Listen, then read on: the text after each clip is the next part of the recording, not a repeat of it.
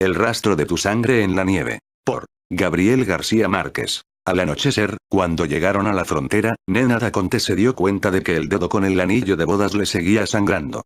El guardia civil con una manta de lana cruda sobre el tricornio de charol examinó los pasaportes a la luz de una linterna de carburo, haciendo un grande esfuerzo para que no lo derribara la presión del viento que soplaba de los Pirineos.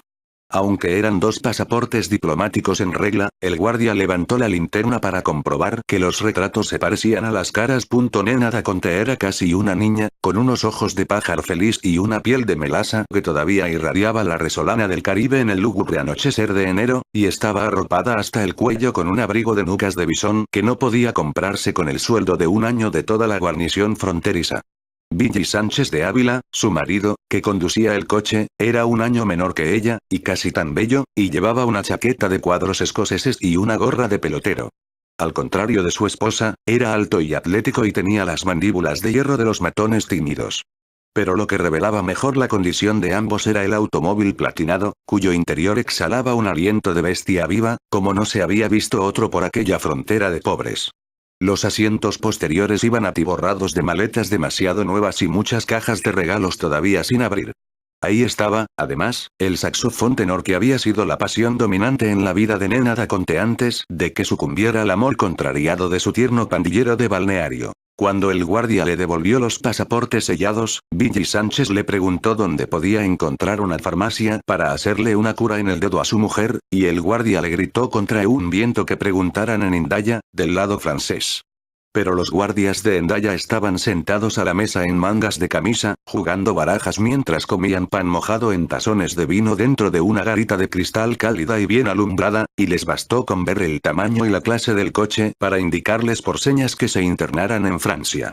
Billy Sánchez hizo sonar varias veces la bocina, pero los guardias no entendieron que los llamaban, sino que uno de ellos abrió el cristal y les gritó con más rabia que el viento: «Merde. Allez bien». Entonces Nena Daconte salió del automóvil envuelta con el abrigo hasta las orejas, y le preguntó al guardia en un francés perfecto dónde había una farmacia.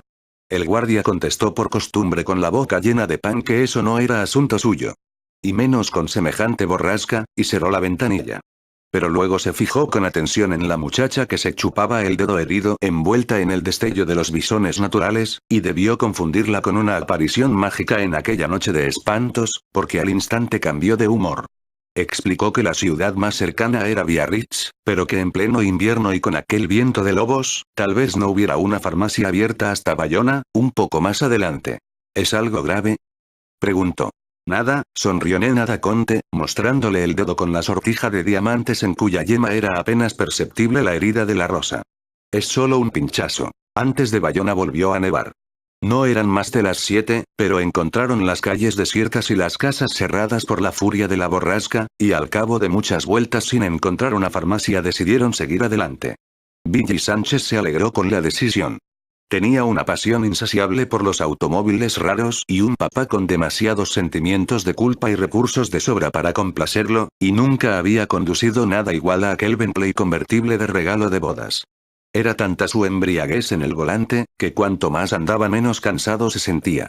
Estaba dispuesto a llegar esa noche a Burdeos, donde tenían reservada la suite nupcial del Hotel Splendid, y no habría vientos contrarios ni bastante nieve en el cielo para impedirlo.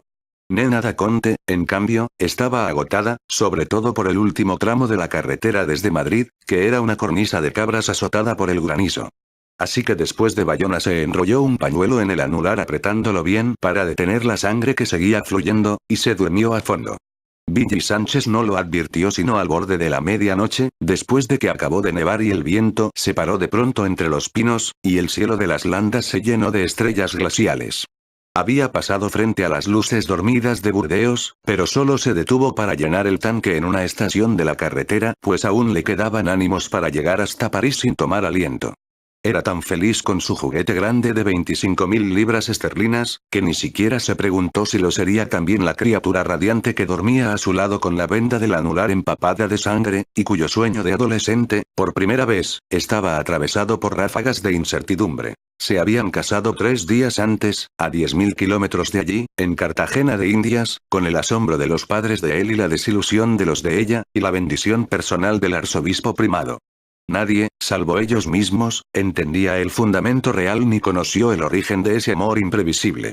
Había empezado 3 meses antes de la boda, un domingo de mar en que la pandilla de Ville Sánchez se tomó por asalto los vestidores de mujeres de los balnearios de Marbella.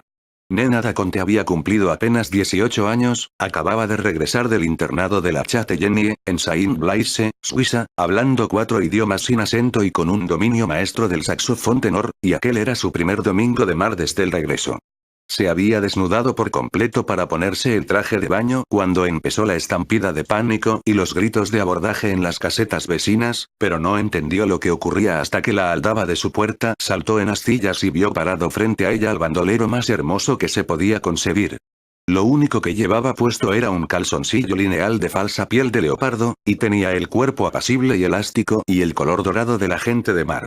En el puño derecho, donde tenía una esclava metálica de gladiador romano, llevaba enrollada una cadena de hierro que le servía de arma mortal, y tenía colgada del cuello una medalla sin santo que palpitaba en silencio con el susto del corazón. Habían estado juntos en la escuela primaria y habían roto muchas piñatas en las fiestas de cumpleaños, pues ambos pertenecían a la estirpe provinciana que manejaba a su arbitrio el destino de las ciudades de los tiempos de la colonia, pero habían dejado de verse tantos años que no se reconocieron a primera vista. Nena da Conte permaneció de pie, inmóvil, sin hacer nada por ocultar su desnudez intensa.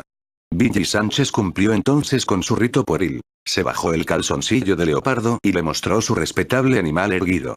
Ella lo miró de frente y sin asombro. Los he visto más grandes y más firmes, dijo, dominando el terror, de modo que piensa bien lo que vas a hacer, porque conmigo te tienes que comportar mejor que un negro. En realidad, Nena da Conte no solo era virgen, sino que nunca hasta entonces había visto un hombre desnudo, pero el desafío le resultó eficaz. Lo único que se le ocurrió a Ville Sánchez fue tirar un puñetazo de rabia contra la pared con la cadena enrollada en la mano, y se astilló los huesos. Ella lo llevó en su coche al hospital, lo ayudó a sobrellevar la convalecencia, y al final aprendieron juntos a hacer el amor de la buena manera. Pasaron las tardes difíciles de junio en la terraza interior de la casa donde habían muerto 6 generaciones de próceres en la familia de Nena da Conte, ella tocando canciones de moda en el saxofón, y él con la mano escayolada contemplándola desde el chinchorro con un estupor sin alivio. La casa tenía numerosas ventanas de cuerpo entero que daban al estanque de podredumbre de la bahía, y era una de las más grandes y antiguas del barrio de La Manga, y sin duda la más fea.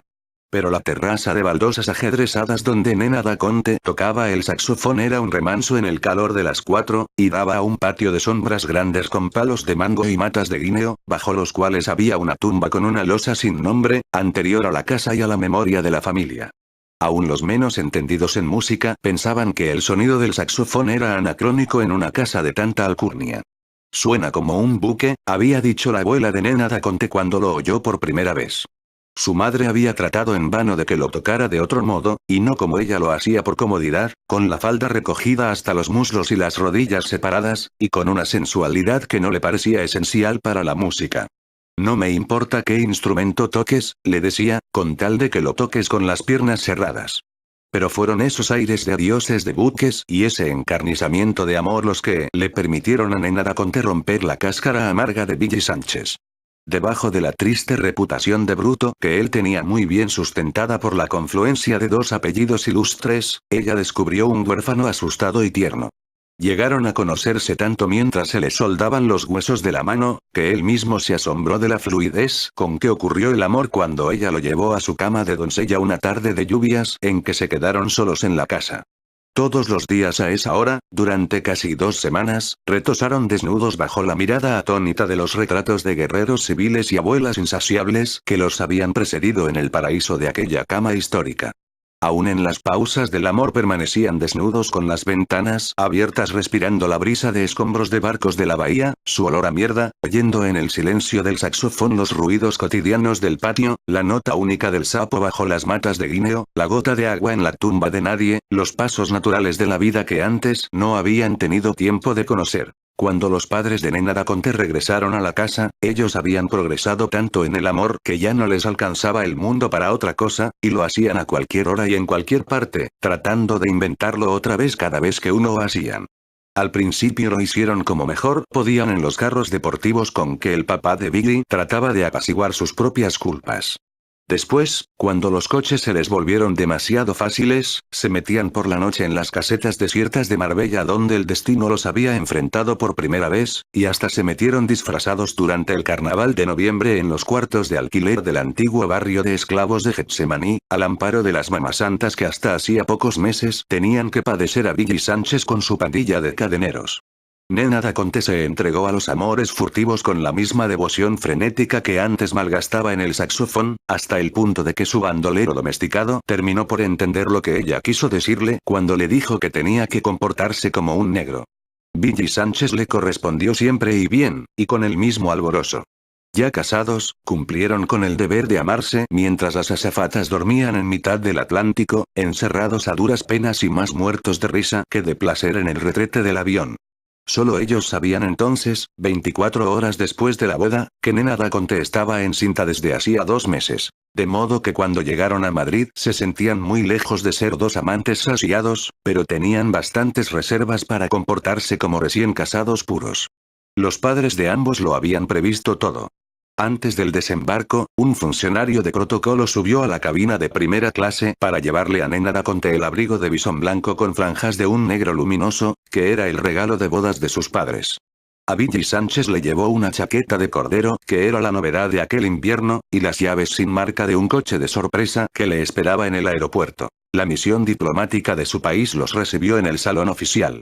El embajador y su esposa no solo eran amigos desde siempre de la familia de ambos, sino que él era el médico que había asistido al nacimiento de Nena Da Conte, y la esperó con un ramo de rosas tan radiantes y frescas, que hasta las gotas de rocío parecían artificiales. Ella los saludó a ambos con besos de burla, incómoda con su condición un poco prematura de recién casada, y luego recibió las rosas. Al cogerlas se pinchó el dedo con una espina del tallo, pero sorteó el percance con un recurso encantador. Lo hice adrede, dijo, para que se fijaran en mi anillo. En efecto, la misión diplomática en pleno admiró el esplendor del anillo, calculando que debía costar una fortuna no tanto por la clase de los diamantes como por su antigüedad bien conservada. Pero nadie advirtió que el dedo empezaba a sangrar. La atención de todos derivó después hacia el coche nuevo. El embajador había tenido el buen humor de llevarlo al aeropuerto, y de hacerlo envolver en papel celofán con un enorme lazo dorado. Billy Sánchez no apreció su ingenio. Estaba tan ansioso por conocer el coche, que desgarró la envoltura de un tirón y se quedó sin aliento. Era el Bentley convertible de ese año con tapicería de cuero legítimo. El cielo parecía un manto de ceniza, el Guadarrama mandaba un viento cortante y helado, y no se estaba bien a la intemperie, pero Billy Sánchez no tenía todavía la noción del frío. Mantuvo a la misión diplomática en el estacionamiento sin techo, inconsciente de que se estaban congelando por cortesía, hasta que terminó de reconocer el coche en sus detalles recónditos. Luego el embajador se sentó a su lado para guiarlo hasta la residencia oficial donde estaba previsto un almuerzo. En el trayecto le fue indicando los lugares más conocidos de la ciudad, pero él solo parecía atento a la magia del coche. Era la primera vez que salía de su tierra. Había pasado por todos los colegios privados y públicos, repitiendo siempre el mismo curso, hasta que se quedó flotando en un limbo de desamor. La primera visión de una ciudad distinta de la suya, los bloques de casas cenicientas con las luces encendidas a pleno día, los árboles pelados, el mar distante, todo le iba aumentando un sentimiento de desamparo que se esforzaba por mantener al margen del corazón. Sin embargo, poco después cayó sin darse cuenta en la primera trampa del olvido. Se habla precipitado una tormenta instantánea y silenciosa, la primera de la estación, y cuando salieron de la casa del embajador después del almuerzo para emprender el viaje hacia Francia, encontraron la ciudad cubierta de una nieve radiante. Billy Sánchez se olvidó entonces del coche, y en presencia de todos, dando gritos de júbilo y echándose puñados de polvo de nieve en la cabeza, se revolcó en mitad de la calle con el abrigo puesto. Nena Da Conte se dio cuenta por primera vez de que el dedo estaba sangrando, cuando salieron de Madrid en una tarde que se había vuelto diáfana después de la tormenta. Se sorprendió, porque había acompañado con el saxofón a la esposa del embajador, a quien le gustaba cantar arias de ópera en italiano después de los almuerzos oficiales, y apenas si notó la molestia en el anular. Después, mientras le iba indicando a su marido las rutas más cortas hacia la frontera, se chupaba el dedo de un modo inconsciente cada vez que le sangraba, y solo cuando llegaron a los Pirineos se le ocurrió buscar una farmacia. Luego sucumbió a los sueños atrasados de los últimos días, y cuando despertó de pronto con la impresión de pesadilla de que el coche andaba por el agua, no se acordó más durante un largo rato del pañuelo amarrado en el dedo. Vio en el reloj luminoso del tablero que eran más de las 3, hizo sus cálculos mentales, y solo entonces comprendió que habían seguido de largo por Burdeos, y también por Angulema y Poitiers, y estaban pasando por el dique de Loira inundado por la creciente. El fulgor de la luna se filtraba a través de la neblina, y las siluetas de los castillos entre los pinos parecían de cuentos de fantasmas. Nena da Conte, que conocía la región de memoria, calculó que estaban ya a unas 3 horas de París, y Billy Sánchez continuaba impávido en el volante. «Eres un salvaje», le dijo. «Llevas más de 11 horas manejando sin comer nada». Estaba todavía sostenido en vilo por la embriaguez del coche nuevo. A pesar de que en el avión había dormido poco y mal, se sentía despabilado y con fuerzas de sobra para llegar a París al amanecer. «Todavía me dura el almuerzo de la embajada», dijo. Y agregó sin ninguna lógica. «Al fin y al cabo, en Cartagena están saliendo apenas del cine. Deben ser como las 10. Con todo, Nena da Conte temía que él se durmiera conduciendo. Abrió una caja de entre los tantos regalos que les habían hecho en Madrid y trató de meterle en la boca un pedazo de naranja azucarada. Pero él la esquivó. «Los machos no comen dulces», dijo. Poco antes de Orleans se desvaneció la bruma, y una luna muy grande iluminó las sementeras nevadas, pero el tráfico se hizo más difícil por la confluencia de los enormes camiones de legumbres y cisternas de vinos que se dirigían a París. Nena da Conte hubiera querido ayudar a su marido en el volante, pero ni siquiera se atrevió a insinuarlo, porque él le había advertido desde la primera vez en que salieron juntos que no hay humillación más grande para un hombre que dejarse conducir por su mujer. Se sentía lúcida después de casi 5 horas de buen sueño, y estaba además contenta de no haber parado en un hotel de la provincia de Francia, que conocía desde muy niña en numerosos viajes con sus padres. «No hay paisajes más bellos en el mundo», decía, «pero uno puede morirse de sed sin encontrar a nadie que le dé gratis un vaso de agua». Tan convencida estaba, que a última hora había metido un jabón y un rollo de papel higiénico en el maletín de mano, porque en los hoteles de Francia nunca había jabón, y el papel de los retretes eran los periódicos de la semana anterior cortados en cuadritos y colgados de un gancho. Lo único que lamentaba en aquel momento era haber desperdiciado una noche entera sin amor. La réplica de su marido fue inmediata.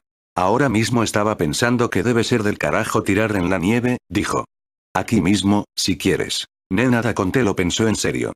Al borde de la carretera, la nieve bajo la luna tenía un aspecto mullido y cálido, pero a medida que se acercaban a los suburbios de París el tráfico era más intenso, y había núcleos de fábricas iluminadas y numerosos obreros en bicicleta.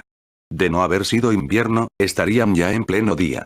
«Ya será mejor esperar hasta París», dijo Nena da Conte.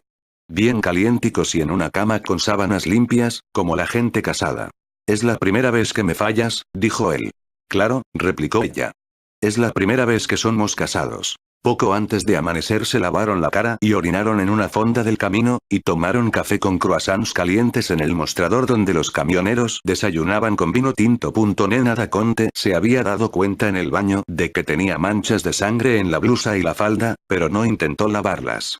Tiró en la basura el pañuelo empapado, se cambió el anillo matrimonial para la mano izquierda y se lavó bien el dedo herido con agua y jabón. El pinchazo era casi invisible. Sin embargo, tan pronto como regresaron al coche volvió a sangrar, de modo que Nena da Conte dejó el brazo colgando fuera de la ventana, convencida de que el aire glacial de las sementeras tenía virtudes de cauterio. Fue otro recurso vano, pero todavía no se alarmó. «Si alguien nos quiere encontrar será muy fácil», dijo con su encanto natural. «Solo tendrá que seguir el rastro de mi sangre en la nieve». Luego pensó mejor en lo que había dicho y su rostro floreció en las primeras luces del amanecer. «Imagínate», dijo. «Un rastro de sangre en la nieve desde Madrid hasta París. ¿No te parece bello para una canción?» No tuvo tiempo de volverlo a pensar. En los suburbios de París, el dedo era un manantial incontenible, y ella sintió de veras que se le estaba yendo el alma por la herida. Había tratado de cegar el flujo con el rollo de papel higiénico que llevaba en el maletín, pero más tardaba en vendarse el dedo que en arrojar por la ventana las tiras del papel ensangrentado. La ropa que llevaba puesta, el abrigo, los asientos del coche, se iban empapando poco a poco de un modo irreparable.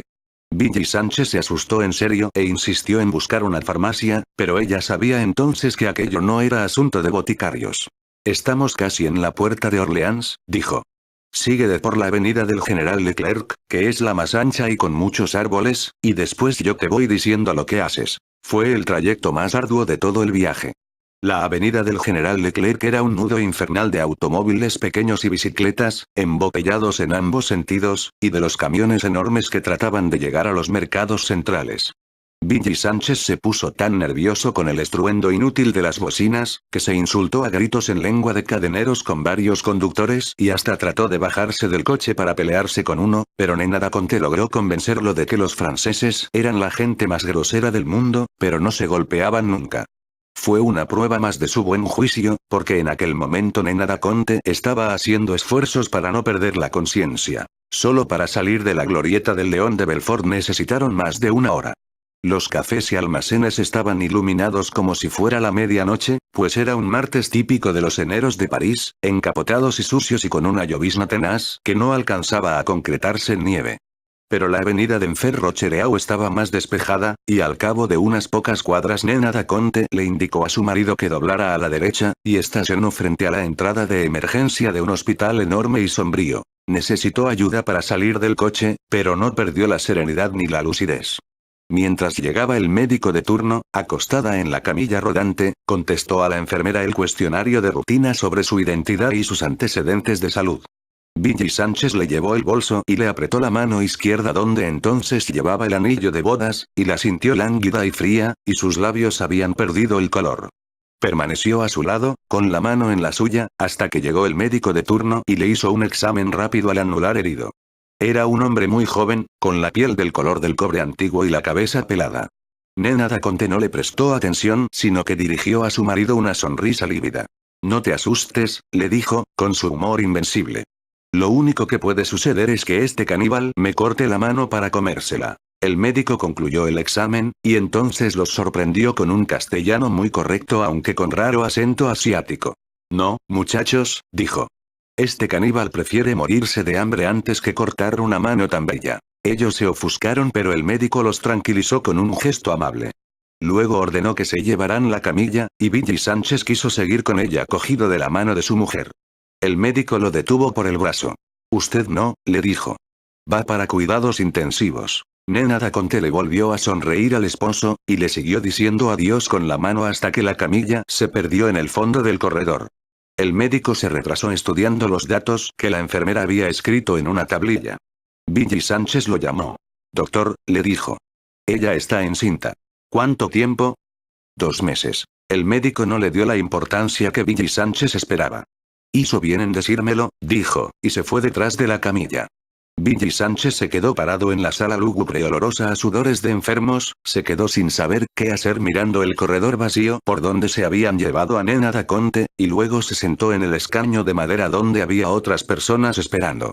No supo cuánto tiempo estuvo ahí, pero cuando decidió salir del hospital era otra vez de noche y continuaba la llovizna, y él seguía sin saber ni siquiera qué hacer consigo mismo, abrumado por el peso del mundo. Nena da Conte ingresó a las 9:30 del martes 7 de enero, según lo pude comprobar años después en los archivos del hospital. Aquella primera noche, Billy Sánchez durmió en el coche estacionado frente a la puerta de urgencias y muy temprano al día siguiente se comió 6 huevos cocidos y 2 tazas de café con leche en la cafetería que encontró más cerca, pues no había hecho una comida completa desde Madrid. Después volvió a la sala de urgencias para ver a Nena da Conte pero le hicieron entender que debía dirigirse a la entrada principal. Allí consiguieron, por fin, un asturiano del servicio que lo ayudó a entenderse con el portero, y este comprobó que en efecto Nena da Conte estaba registrada en el hospital, pero que solo se permitían visitas los martes de 9 a 4. Es decir, 6 días después.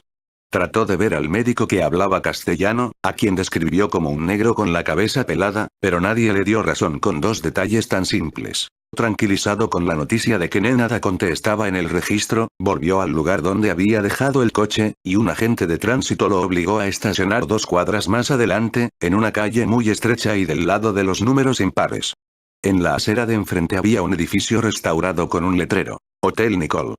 Tenía una sola estrella, y una sala de recibo muy pequeña donde no había más que un sofá y un viejo piano vertical, pero el propietario de voz aflautada podía entenderse con los clientes en cualquier idioma a condición de que tuvieran con qué pagar.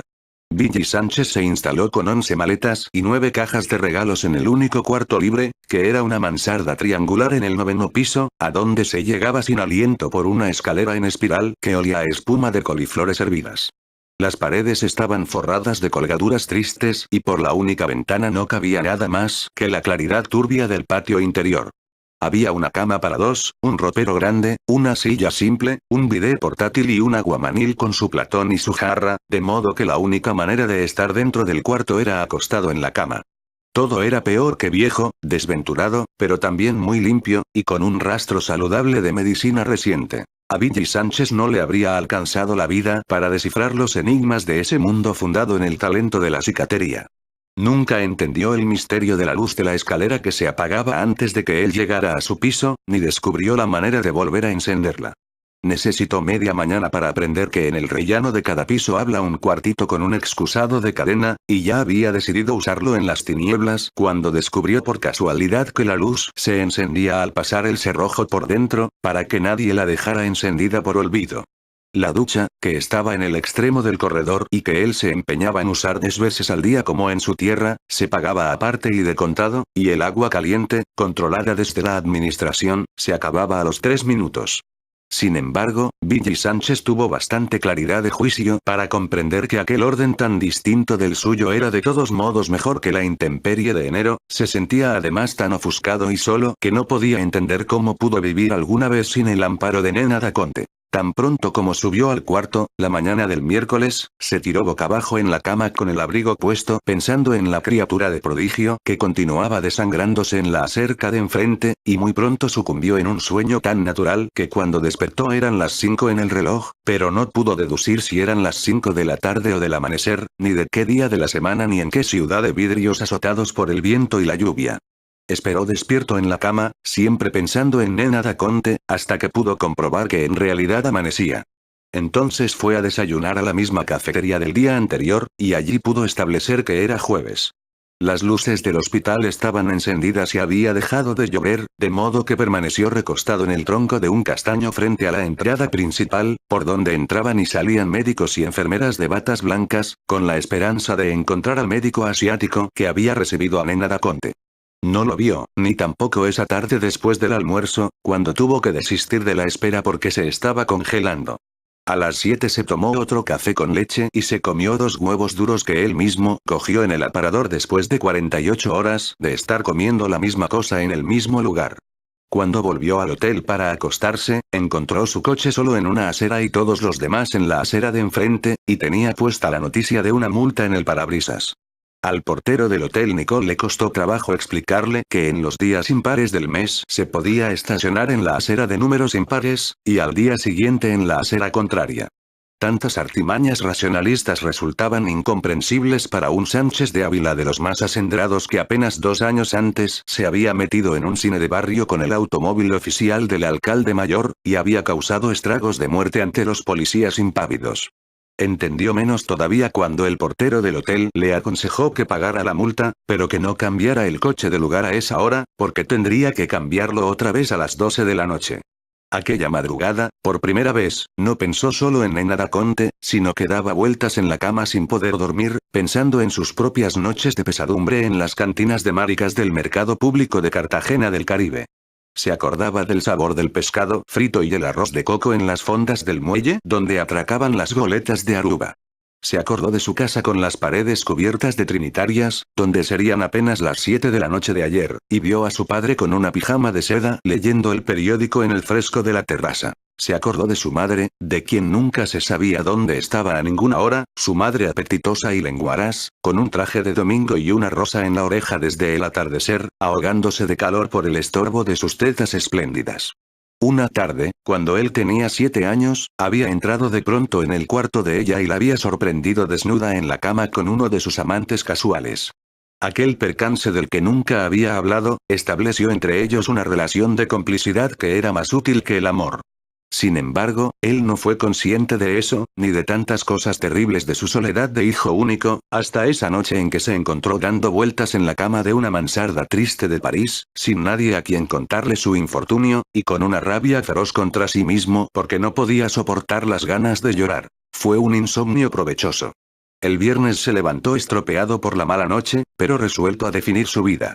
Se decidió por fin a violar la cerradura de su maleta para cambiarse de ropa, pues las llaves de todas estaban en el bolso de Nena da Conte, con la mayor parte del dinero y la libreta de teléfonos donde tal vez hubiera encontrado el número de algún conocido de París.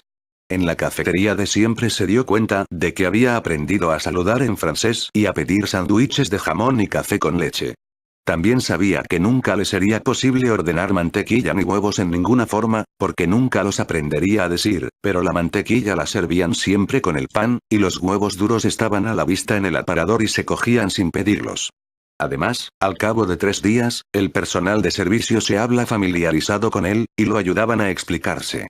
De modo que el viernes al almuerzo, mientras trataba de poner la cabeza en su puesto, ordenó un filete de ternera con papas fritas y una botella de vino. Entonces se sintió tan bien que pidió otra botella, la bebió hasta la mitad, y atravesó la calle con la resolución firme de meterse en el hospital por la fuerza. No sabía dónde encontrar a Nena da Conte, pero en su mente estaba fija la imagen providencial del médico asiático, y estaba seguro de encontrarlo. No entró por la puerta principal sino por la de urgencias, que le había parecido menos vigilada, pero no alcanzó a llegar más allá del corredor donde Nena da Conte le había dicho adiós con la mano. Un guardián con la bata salpicada de sangre le preguntó algo al pasar, y él no le prestó atención. El guardián lo siguió, repitiendo siempre la misma pregunta en francés, y por último lo agarró del brazo con tanta fuerza que lo detuvo en seco. Billy Sánchez trató de sacudírselo con un recurso de cadenero, y entonces el guardián se cagó en su madre en francés, le torció el brazo en la espalda con una llave maestra, y sin dejar de cagarse 1000 veces en su puta madre, lo llevó casi en vilo hasta la puerta, rabiando de dolor, y lo tiró como un bulto de papas en la mitad de la calle. Aquella tarde, dolorido por el escarmiento, Billy Sánchez empezó a ser adulto. Decidió, como lo hubiera hecho Nena da Conte, acudir a su embajador. El portero del hotel, que a pesar de su catadura huraña era muy servicial, y además muy paciente con los idiomas, encontró el número y la dirección de la embajada en el directorio telefónico, y se los anotó en una tarjeta. Contestó una mujer muy amable, en cuya voz pausada y sin brillo reconoció Billy Sánchez de inmediato la dicción de los Andes. Empezó por anunciarse con su nombre completo, seguro de impresionar a la mujer con sus 2 apellidos, pero la voz no se alteró en el teléfono. La oyó explicar la lección de memoria de que el señor embajador no estaba por el momento en su oficina, que no lo esperaban hasta el día siguiente, pero que de todos modos no podía recibirlo sino con cita previa y solo para un caso especial. Billy Sánchez comprendió entonces que por ese camino tampoco llegaría hasta Nena da Conte, y agradeció la información con la misma amabilidad con que se la habían dado. Luego tomó un taxi y se fue a la embajada. Estaba en el número 22 de la calle Elíseo, dentro de uno de los sectores más apacibles de París, pero lo único que le impresionó a Billy Sánchez, según él mismo me contó en Cartagena de Indias muchos años después, fue que el sol estaba tan claro como en el Caribe por la primera vez desde su llegada, y que la Torre Eiffel sobresalía por encima de la ciudad en un cielo radiante. El funcionario que lo recibió en lugar del embajador parecía apenas restablecido de una enfermedad mortal, no solo por el vestido de paño negro, el cuello opresivo y la corbata de luto, sino también por el sigilo de sus ademanes y la mansedumbre de la voz. Entendió la ansiedad de Billy Sánchez, pero le recordó, sin perder la dulzura, que estaban en un país civilizado cuyas normas estrictas se fundamentaban en criterios muy antiguos y sabios, al contrario de las Américas bárbaras, donde bastaba con sobornar al portero para entrar en los hospitales. No, mi querido joven, le dijo. No había más remedio que someterse al imperio de la razón, y esperar hasta el martes. Al fin y al cabo, ya no faltan sino 4 días, concluyó. Mientras tanto, vaya al Louvre. Vale la pena. Al salir Billy Sánchez se encontró sin saber qué hacer en la Plaza de la Concordia. Vio la Torre Eiffel por encima de los tejados, y le pareció tan cercana que trató de llegar hasta ella caminando por los muelles. Pero muy pronto se dio cuenta de que estaba más lejos de lo que parecía, y que además cambiaba de lugar a medida que la buscaba. Así que se puso a pensar en Nena da Conte sentado en un banco de la orilla del Sena. Vio pasar los remolcadores por debajo de los puentes, y no le parecieron barcos sino casas errantes con techos colorados y ventanas con tiestos de flores en el alféizar, y alambres con ropa puesta a secar en los planchones. Contempló durante un largo rato a un pescador inmóvil, con la caña inmóvil y el hilo inmóvil en la corriente, y se cansó de esperar a que algo se moviera, hasta que empezó a oscurecer y decidió tomar un taxi para regresar al hotel. Solo entonces cayó en la cuenta de que ignoraba el nombre y la dirección y de que no tenía la menor idea del sector de París en donde estaba el hospital. Ofuscado por el pánico, entró en el primer café que encontró, pidió un cognac y trató de poner sus pensamientos en orden. Mientras pensaba se vio repetido muchas veces y desde ángulos distintos en los espejos numerosos de las paredes, y se encontró asustado y solitario, y por primera vez desde su nacimiento pensó en la realidad de la muerte. Pero con la segunda copa se sintió mejor, y tuvo la idea providencial de volver a la embajada. Buscó la tarjeta en el bolsillo para recordar el nombre de la calle, y descubrió que en el dorso estaba impreso el nombre y la dirección del hotel. Quedó tan mal impresionado con aquella experiencia, que durante el fin de semana no volvió a salir del cuarto sino para comer, y para cambiar el coche a la acera correspondiente. Durante 3 días cayó sin pausas la misma llovizna sucia de la mañana en que llegaron. Billy Sánchez, que nunca había leído un libro completo, hubiera querido tener uno para no aburrirse tirado en la cama, pero los únicos que encontró en las maletas de su esposa eran en idiomas distintos del castellano. Así que siguió esperando el martes, contemplando los pavos reales repetidos en el papel de las paredes y sin dejar de pensar un solo instante en Nena da Conte. El lunes puso un poco de orden en el cuarto, pensando en lo que diría ella si lo encontraba en ese estado, y solo entonces descubrió que el abrigo de bisón estaba manchado de sangre seca.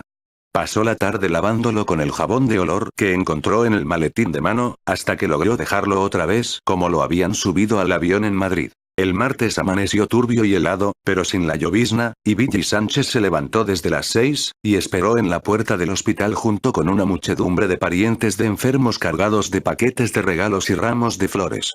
Entró con el tropel, llevando en el brazo el abrigo de bisón, sin preguntar nada y sin ninguna idea de dónde podía estar Nena da Conte, pero sostenido por la certidumbre de que había de encontrar al médico asiático.